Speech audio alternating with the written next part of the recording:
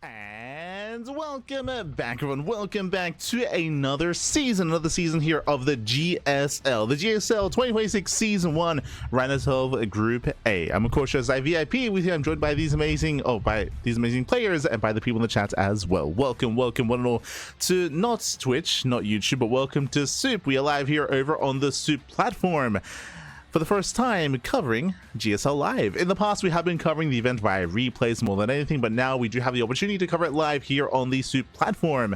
Shout out, of course, to those working behind the scenes on Soup, providing us with the cleanest of feeds. Pappy, oh my god. Shout out to both State and Tasis for also, of course, casting on their own respective main feed, of course. They are live over on the main channel. We, of course, are live here covering you our own unique perspective, our own commentary, of course. Let's go. Let us go. Likewise, a big shout out to Intel, of course, for being one of the main or the main sponsor for the event this season, and hopefully for more seasons to come.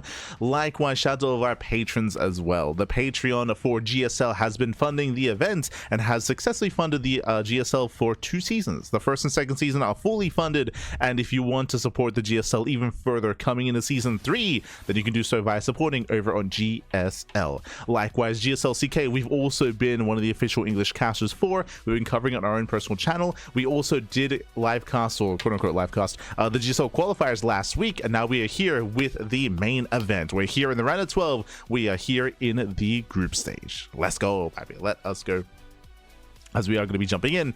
And likewise, you can see our schedule here before you. We do have the initial round of 12. We are live on the 29th and 30th, 2 days this week of GSL of round of 12 action. Next week, we're going to be live with the round of 8 with the quarterfinals, with Group A and Group B on the 6th and 7th of May. And then we have the semifinals and grand finals on the 17th. That's going to be on a Sunday in a couple of weeks' time. Let's go. Let's go. So again, we have Group Stage 12. So we have the round of 12, we have the round of 8, and then we have the semis and grand finals. The GSL season is upon us, and we are here to begin it. Meanwhile, when it comes to the event itself, as you can see here, there are ways to support the event. You can see there on Patreon, patreon.com/GSL, to help support the tournament, to help support continued funding for future seasons of GSL and for GSL CK as well. Likewise, you do have other ways to support the event via Soup itself.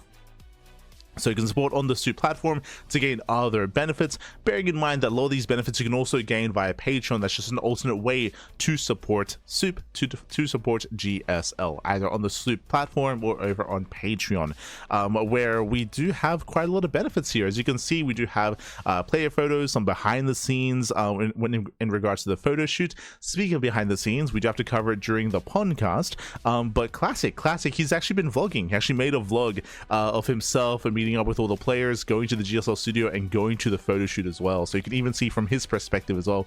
It's great to see these other players starting to take that more content creation route in regards to YouTube, in regards to streaming on Soup on a regular basis as well. That has been a prerequisite. Meanwhile, this is the Patreon kind of stretch goals. Maybe I can zoom in a little bit for you. Un momento. There we go. We have our Patreon stretch goals here.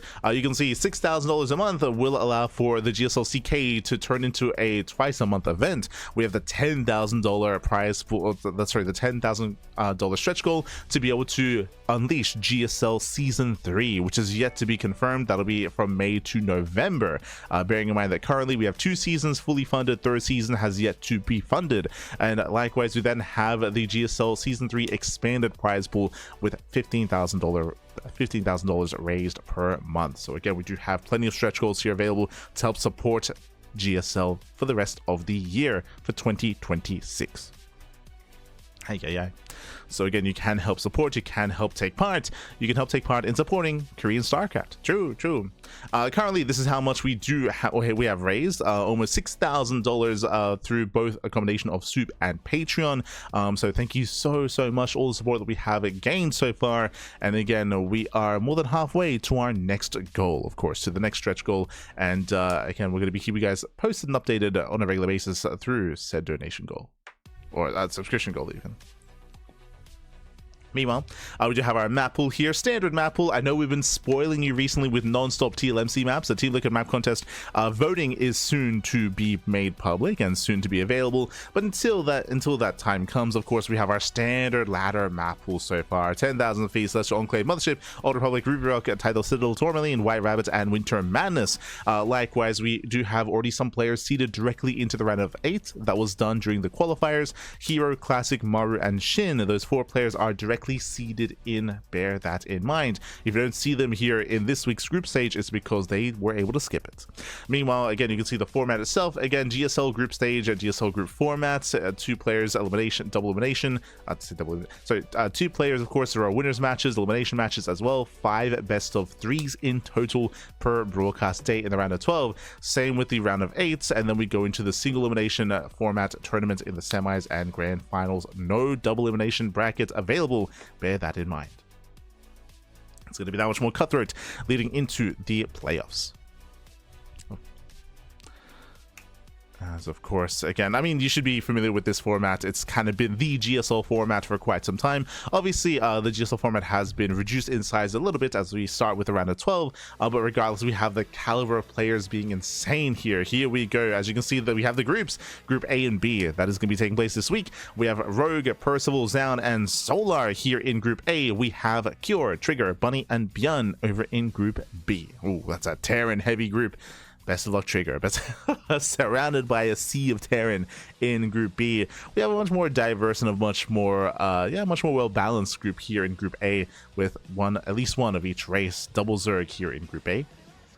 Would have been nice to split them up, I'll be honest, to avoid some of the mirror matchups and to avoid the TVT heavy group over in Group B. But regardless, we do have, again, Double Zerg, 1 Protoss, and 1 Terran in Group A. Likewise, heading on over here to the next week's broadcast schedule, we do have Classic and Maru in the same group in Group A, and we have Shin and Hero over in Group B as well. Those are going to be some terrifying groups. And the photo shoot abound. Oh my god, this is not the first time Percival has made it into Code S, bear that in mind, but Percival, he is looking like a beast as of late. If you missed out on the GSL qualifiers, I recommend the VODs because we did cast it live, but Percival, he did actually defeat Solar to qualify for GSL, and Björn as well.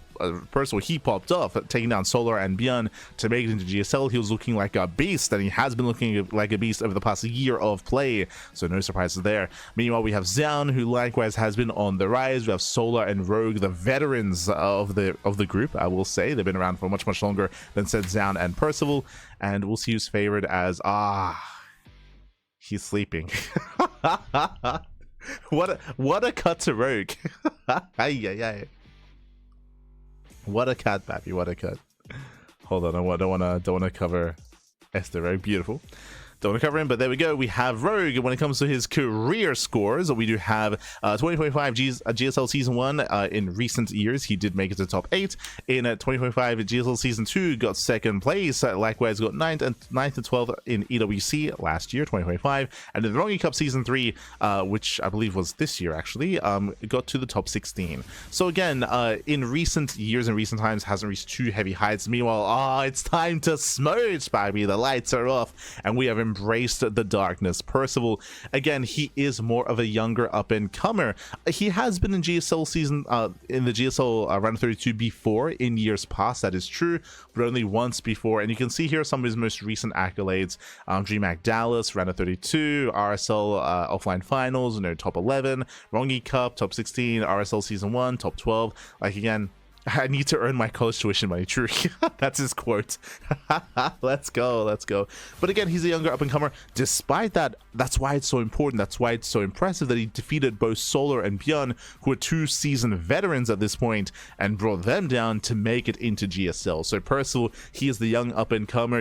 He has a lot of hype behind him, he has a lot of momentum behind him, and he has a spring in his step. He still has that smile, papi. He's young, he's fresh. Meanwhile, Rogue, once again a veteran of the region, he is a world champion, but that was many years ago. right? Many years ago. Nowadays, when we think of the top Zerg players in StarCraft, we think of Sterile, we think of Raynor, we think of even Solar, I would say, stepping up amongst the best Zerg players in the world. Rogue is still trying to get there. Now, we have seen a couple of moments of brilliance of Rogue. I'm thinking of Star Zagora, for example, but here we go. We're jumping right into game one. We're jumping into our best of 3. Let's go. Oh, we're gonna get player cams. In the top left-hand corner, we do have the South Korean Terran player. We have the red Terran. It is Percival. And in the bottom right, we do have the South Korean Zerg. The blue Zerg, it is Rogue. As he moves out across the map with the first drone. Ay. Moves out with the first drone here, and he's going for the proxy hatchery. Cheeky moves out of Rogue, and we'll see how Percival reacts, how he responds. He's already setting up a depot here on the low ground. We have seen this in recent times from Percival. This does actually set up a wall off very early on, connecting to the CC, to make for a bit of a more robust defense, at least on the low ground. Meanwhile, the drone does actually go for the hatchery, barely out of vision of the depot even. Oh my god. Barely out of vision here. Rogue is being very cheeky, hyper aggressive. This is not your standard hatch block. No, this is more intentional. This is more sinister here, going for the proxy here on the low ground to commit into an all-in. Now, the scary thing about Percival's setup here is that low ground depot will allow him to scout for a proxy hatchery that blocks the expansion, but also to create some sim city with the CC. But here, against an early all-in, an early aggression, an early rush that's going to be coming his way, this depot is going to be quite vulnerable and will even allow him to be supply blocked that much easier from his opponent, as it is going to be a hatch pool, not a hatch gas pool. So delayed gases for Rogue, delayed hatchery as well, earlier spawning pool, which means earlier queen production. I believe the goal here, oh, he gets scouted. He gets scouted, he gets seen, but I believe the goal here is to get earlier queens, to spread creep, to contain his opponents as we respond with a 3-rack stim timing. 1 base all in. So Percival, instead of going for a high ground CC, he's going for the 1 base all in. The goal is to shut down this proxy to commit across the map. Meanwhile, are we going for the spine rush? We're spreading creep and setting up spine crawlers. Okay, interesting here. The Reaper does poke in, does not spot the drone, could have gotten it. Yeah, the drone does go away, Reaper does go across the map. Now, bearing in mind, there is no queen. No defensive queen here, so that Reaper has a lot of potential for damage, as long as no one gets surrounded. True, bear that in mind. Queen, I believe, just now begins back at home, but it's going to be delayed. So delayed queen production, Reaper does poke in, heads into the mineral line, and with good enough control, Percival should not get surrounded. So far it does kite away. Spine crawler is almost done across the map. Again, the spine is going to be finishing up. Likewise, Percival, he's kiting back. Does kite back, does kite away.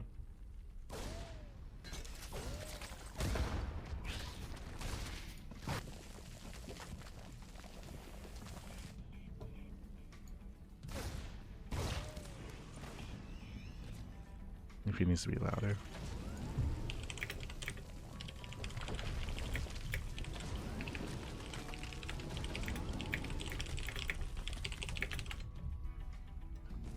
Oh.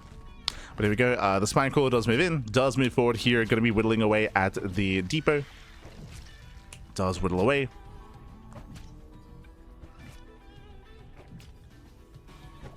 And so far, what we're waiting for here is the stim timing. Again, right now, Rogue is containing Percival, but Percival, he's going for a 1 base all-in anyway, so he's just massing up Marines as we speak, waiting for stim, waiting for go about shields, and then he'll break out across the map. Bearing in mind that back at home, there's no link speed. There's no link speed, there's no Bailey Nest. I believe that Roaches might be the go-to to defend, as gas is just now being taken by Rogue, but here comes the breakout, and he will break out.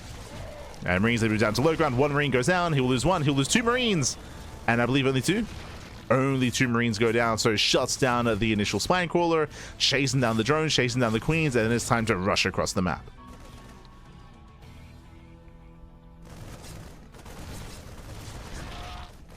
As the queen is getting caught. I will try to raise the volume on my end. We'll try to. So here we go. Percival, he does commit.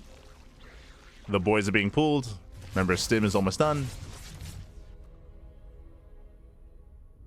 Stim is finishing. Combat chills is complete. How many roaches are they going to be to defend? That's what it comes down to. How many roaches? There are 7 overlords. Wait, what? Okay, no, that's how they were at. I thought they were in production, but there we go. 11 roaches in production. I thought that was production time for a moment in top left. Bearing in mind we are not in game. But Marines, they start to step in. The queens, they have no transfuse. Yeah, no transfuse energy. One queen goes down. Roaches, two of them get caught out. And Percival, he's snowballing out of control. He breaks through the roaches, breaks through all the queens. Nice KDA charge, knocking down the drones. And I believe Percival, he should have enough. Oh, I say that there is a line of roaches here. The roaches are barely holding their own. No shot in Rogue. He's holding, he's defending. Remember, Percival, he's all in. He has no follow-up here. He has a CC on the way, but it is so delayed.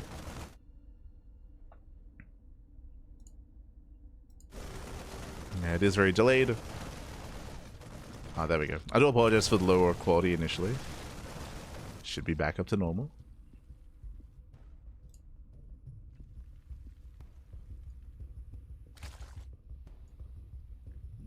Should be back up.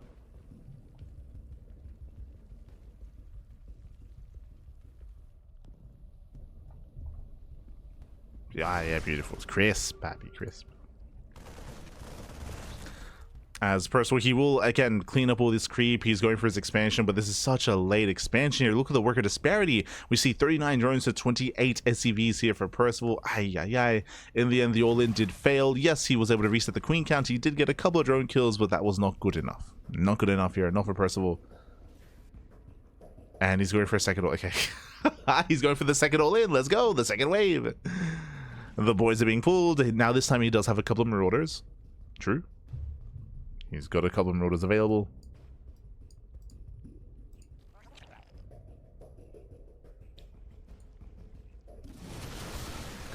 Percival stepping in. Starts stepping up. Does get on top of 3-4 roaches. But he needs to get on top of those ravagers. He needs to break through. The Wiles. Oh my god. Wiles sent him away. And he just doesn't have enough. Yeah, Percival, he does not have enough here. Again, the roaches, they did come out in time. Rogue holds. He shuts this down. And Percival, he falls further and further behind. You could argue that when it came to his first push, he should have pulled the boys then. Like that. I mean, that might have helped. Maybe even then, it might not have been enough. Force the scan. And Rogue, he can just rally. At this point, he can just rally across the map. There's no bunker. There's no tanks. Percival, who played safe, he's pulling back. I mean, there's no rush, there's no pressure, there's no rush. There's no rush for for Rogue. He can just back off, calm down, build up his roaches. The contamination. Oh my god. Contaminates +1. Ay.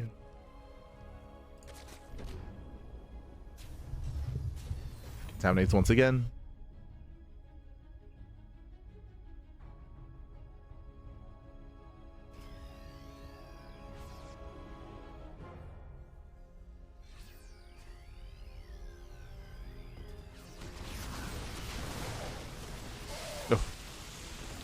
As from here, Rogue does push in, and again, there's just barely anything to defend. At this point, with the all-in failing, it's just rough here for Percival. Trying to hold on, it does pull the boys, 11 SCVs go down, and with that, Rogue snowballs out of control, GG gets called, and Rogue will take game number 1. Whew. Oh no, we're covering his face. There we go. But GG, well played. Rogue, he does claim the first game here. Again, hyper cheese, hyper aggression out of Rogue. Going for what? Going for the initial proxy. Going for the proxy, going for the spine rush into the Roach Warren follow-up. Again, Percival, he was quick to react, of course, to the proxy hatchery with his own 3-rack stim timing. And I was fond of the idea, but as you saw, Percival, by the time he got across the map, there were already roaches barely popping out in time. I do feel like that potentially Percival could have committed a little bit harder to that push by pulling all the boys. But alas, we saw that he committed with just the bio-arm. He did pull a couple of SCVs, but Rogue, he was able to barely hold on in time. Did lose all of his queens, but the roaches did pop out, and with that, Rogue, he did hold. GG, well played. With that, Rogue, after a chaotic game 1, does come out on top, and now it's going to be up to Percival to try to recover here in game number 2. But what I do like here by Rogue is that he has set the pace of the series. He's kind of set the tone, if you will, with Rogue being hyper cheesy, hyper aggressive early on, forcing a certain reaction out of Percival, and even then being able to keep up with said reaction and with said aggression from Percival as well. Rogue, he gets down and dirty. He likes it, Pap. He likes it. And in the top left-hand corner, we have the man himself. We have the South Korean Zerg player. We have the blue Zerg. It is Rogue. In the bottom right, we have Percival, the Red Terran. Let's go. Let us go. We have our Zerg, we have our Terran, we have our ZvT, and eyes are on Rogue to see how he does adjust coming into Winter Madness. Now again, Winter Madness is one of the larger maps of the map pool, larger map, longer rush distance by ground. As a result, we often do see longer and more standard mid to late game on this map, but it's Rogue, so anything is possible. This time, Hatchery is back at home, so far coming in line with the map itself. Ruby Rock is known for aggression, and we saw plenty of aggression on Ruby Rock. Winter Madness known for mid to late game, and so far we're seeing a standard opener. We'll see if that continues, if that trend continues coming into said mid game. If we do see any kind of major deviation from Rogue, we will do our best to point it out. Likewise, Percival, we'll see how he does evolve throughout the course of the series as well. Now, we didn't really get to speak too much on our players. It is going to be a hatch pool delayed gas build. Interesting. We might even go gasless. Eyes are on Rogue. We do already notice a bit of a difference when it comes to his build. But Percival, his strength lies in the mid game. If you were watching his matches against Solar, and if you've been watching Percival in tournaments over the past year of play, Percival, he's a very fast player. He is one of the fastest right now. Like, he has a lot of APM, he's very fast, he's very quick, he's very micro intensive, and if he can get into the mid game, he will pull you apart with multi-prong aggression, drop play, main pushes, counter attacks. Like Percival, he's a very fast player, and if he can get into that mid game, that is where he does hit his stride, but only if he can get there. Once again, my eyes are on Rogue just because of the later gas geyser. He went hatch, pool, gas. So late gas, and even here, he doesn't even prioritize gas saturation. So I'm curious to see if Rogue goes for a Roach Warren. Typically, if you're delaying your gases, it means that you don't want link speed, or that you're intentionally delaying link speed. So my eyes are on either one of two things, fast Roach Warren or a lair. Both cases skip link speed. In both situations, in both scenarios. For now, we are joining, we are saturating. We have Percival going for a thorough TC before. Is that 3cc before factory? Is he going 3cc 3 racks? Jesus, what is going on? Percival is going for a very unique build. Reaper does zip in. Will disrupt some of the economy, doesn't check further into the main base, but bearing in mind, again, that is a third TC before factory. That is hyper greed here. It is going to be 3cc 3 racks. This is typically a TVP build. Second racks is on the way. We should be seeing a third racks into a stim timing. This is similar to last game, where we're going up to 3 racks, building up mass bio and going into stim and combat shields and hitting a very strong bio timing early on. As you can see, there's on the production tab, there's that third racks. As you mentioned, 3cc 3 racks. Again, this is a common build against Protoss. It is a rare, uncommon build against Zerg. Now, this is going to be very committed and very aggressive.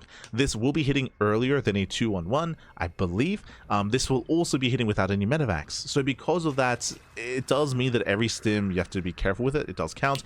3:16 layer timing. Remember, we called this at the beginning of the game. We noticed that the gases were late for Rogue, so there was a high chance he either goes layer first or Roach Warren first.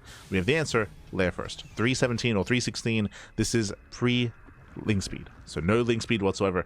This does mean that Rogue, he's rushing into tech, and I would imagine rushing into 2-base muta, but I believe this 3cc 3 rack should be able to hard counter that. But no, he's going into 2-base Roach. A Roach Warren gets thrown down.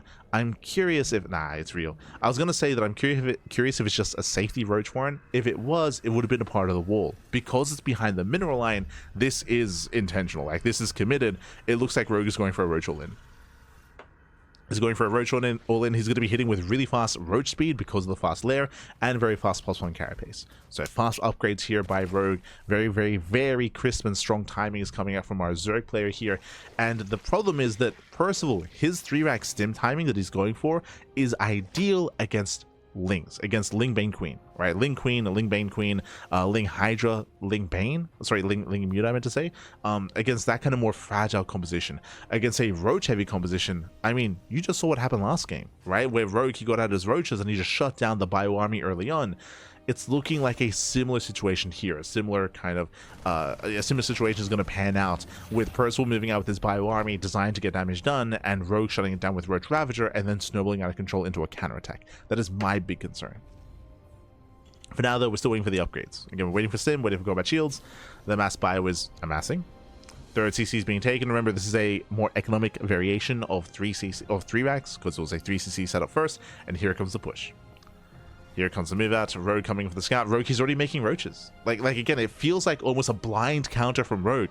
Rogue didn't know what was going on. Rogue, he was skipping link speed at the start of the game. He already had this build in mind. Now he's scanned. Now he sees the Roach Warren. And Percival, he has to make a decision, and he commits. He commits across the map. He has to. Stim is finishing up just in time, but the Roach is already here. He can't move in. We already have roaches.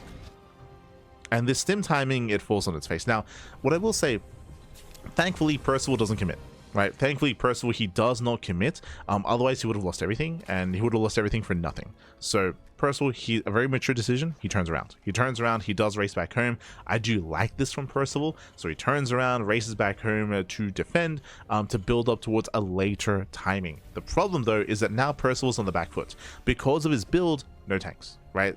Delayed factory, delayed starport, delayed tank production. He has purely Marines and a handful of Marauders against an all-in. Remember, the whole point of Rogue's build was to go for a massive all-in. Contamination on concussive shell. But Rogue, he's cut workers at under 3 base saturation. He's massing up Rogue Ravager. Rogue gets supply blocks, but he will break the third. Yeah, he breaks the third base. Does force it to be evacuated. Remember, there are no medevacs, so every stim hurts. Whilst they zone the army, no major connections. But again, they are zoning, boys are being pulled, 16 SCVs go down, and Rogue, he's just snowballing out of control. He breaks the main army, he does push in, and Percival, he's contained on 2 bases, and Rogue, he's not going to be stopped. He cannot be stopped, not like this. As you mentioned, this was almost just a build order win. Just a build order win from Rogue from the beginning. We'll get into it more later, but I mean, we kind of walked through it already. The piles are going to be zoning back the army, 25 SCVs going to be going down, and Percival's getting completely shut down here. Oof. Bile even connects towards the end. And more Biles are connecting. Army is heavily overstimmed. Biles, they stop the army from pushing in. And there's nothing left. We're down to 5 Marauders out of 4. Down to 3. 3 Marauders left. 1 tank on the high ground, but there's high ground vision. The tank gets piled down. Ooh, quick lift there out of Percival. And Percival, he never got into his game. Remember, what were we praising Percival for? We were like, yo, if he can get into the mid game, if he can get into drop play, like that's where Percival thrives. But he never got there. He never got there. Percival, his big strengths, how he brought down someone like Solar, he never got to make use of it. The game never lasted that long. This series just did not last that long. GG gets called, and Rogue, he will claim the series 2-0, advancing on into the winners match. GG. GG, well played, Rogue. Cool, calm, and collected, Bappy. He just wants to go back to bed. True. Just wants to go back, Bappy. Hyper aggression out of Rogue, and also some unique builds out of Percival. Very, very unique. GG, well played. Congratulations, Rogue. He will claim the series. He will advance on. Now, very quickly, when it came to the games themselves, I do want to emphasize, of course, that again, this was almost like a build order win. So winding it back, Rogue, he intentionally opened up with late gas. He went hatch pool. What does that mean? We kind of worked through it. Hatch pool means that we're going to be skipping link speed and either going for a fast lair or fast roaches. We went for the fast lair. It's a 317 lair timing into a fast roach one, into a roach all in, hitting with +1 and hitting with roach speed. So from the very beginning, we were working towards a roach all in. Meanwhile, from the very beginning, we saw that Percival was going for a very greedy build, going for a 3cc into 3 ranks into a stim timing.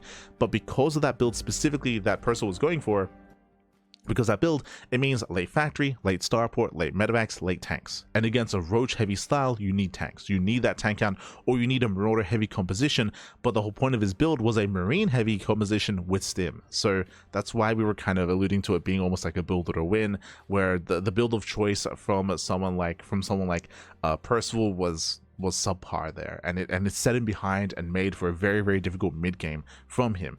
I was praising him for turning around and for that being a very mature decision, but even with that, like, it was just going to be a very difficult defense. I think there's a chance where if he had thrown down like 3 or 4 bunkers, if he had like thrown down as many bunkers as possible after he turned back around and pre-pulled the boys to repair, maybe he defends the natural, maybe, but I don't think he can hold on to the third. And even then, I don't know if it'd be worth it holding on to the natural in such a way, which is a really rough position.